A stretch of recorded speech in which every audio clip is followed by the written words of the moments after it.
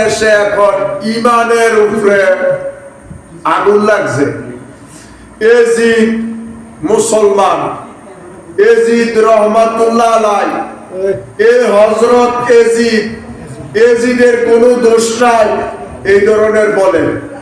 ইমাম সাহেবরা মসজিদ উঠতে কয়নি এই একটা হাদিস, এক নাম্বার এই হাদিসটা আল বেদায়া ওয়ান নেহায়া, এই মাওলানা সাহেব আল বেদায়া নেহায়ার ওয়াজ কয়েকটা করছে, ওই যে এটার ভিতরে আমার এখানে আছে তারিকুল খুলাফা, এটার মধ্যে একটা হাদিস আন আবি দারদা সামিতু রাসূলুল্লাহ সাল্লাল্লাহু আলাইহি ওয়াসাল্লাম ইয়াকুলু আকবারু মিন উম্মতি ইউবাদদিলু সুন্নতি রাসূলুন মিন বানি উমাইয়া ইউকালু লাহু ইয়াজিদ। নবী সরকার দো আলম বলতেছেন উমাইয়া বংশের মধ্যে, বনি উমাইয়ার মধ্যে একটা ব্যক্তি জন্ম নিব, তার নামটা হইল ইয়াজিদ। তার নামটা কি? ইয়াজিদ। এরপরে বলছেন ইউবাদদিলু সুন্নতি, অর্থাৎ আমার অনেক সুন্নতকে সে বাতিল করবে, রদ বদল করে লাইব। এখন এই ইয়াজিদ নবীজির সুন্নত 36টা বাতিল করছে। নাউজুবিল্লাহ। কয়টা সুন্নত বাতিল করছে? 36টা সুন্নত নবীজির বাতিল করছে ইয়াজিদ।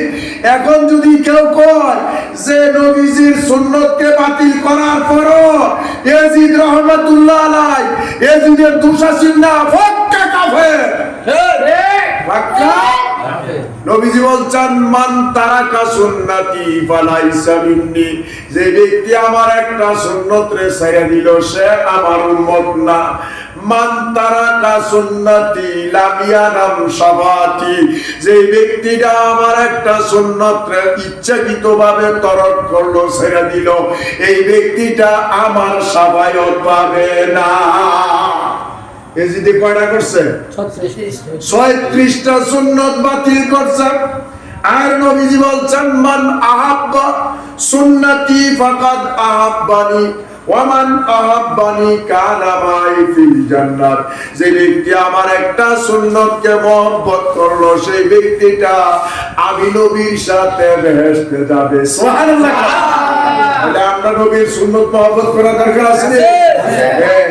এরপরে নবী সরকারে দো আলম না স্বয়ং আল্লাহ পর্যন্ত যাদেরকে মহব্বত করছে, যে আহলে বায়াতের 1 নাম্বার সদস্য, তাদেরকে মহব্বত করাও ফরজ। এই কারণে তিরমিজি শরীফের একটা হাদিস 2 নম্বর বলিও, এটি তো কোরআন হাদিস বোঝে না, 1.5 দামের কয়টা কোরআন শরীফ কিনছে, কয়েক পাস পড়ছে, কইরে কয় কোরআনে হাফেজ। কি কয়? আসলে পাস করা ওদের কলজের ভিতরে নাই, ইমামতির ফুজিটা পাইছে। এখন আসেন তিরমিজি শরীফ জিলদে 2 215 পৃষ্ঠা হযরত উম্মে সালমা থেকে একটা হাদিস, নবী সরকার দো আলম বলছেন লা ইউহিব্বু আলিয়ান মুনাফিকুন ওয়া লা ইউগিদু মুমিনুন, যে ব্যক্তিটা আলীকে মহব্বত করলো এই ব্যক্তিটা হলো ঈমানদার, আর যে ব্যক্তিটা আলীর বিরুদ্ধাচরণ করলো এই ব্যক্তিটা মুনাফিক। এই ব্যক্তিটা কি? মুনাফিক।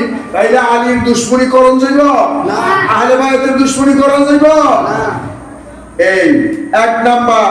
2 নম্বরে আরেকটা হাদিস হযরত ইবনে মাসউদ রাদিয়াল্লাহু তাআলা আনহু থেকে, ইবনে মাসউদ রাদিয়াল্লাহু তাআলা আনহু তিনি বলতেছেন নবী সরকার দো আলম বলতেছেন আন-নজরু ইলা আলিয়িন ইবাদাতুন, কয় আলীর চেহারার দিকে যে ব্যক্তিটা তাকাইবে তার আমল নামায় ইবাদত হবে।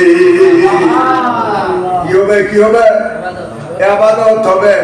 আলীর চেহারার দিকে যদি তাকাইলে ইবাদত হয়, নামাজ পড়লে কি হয়?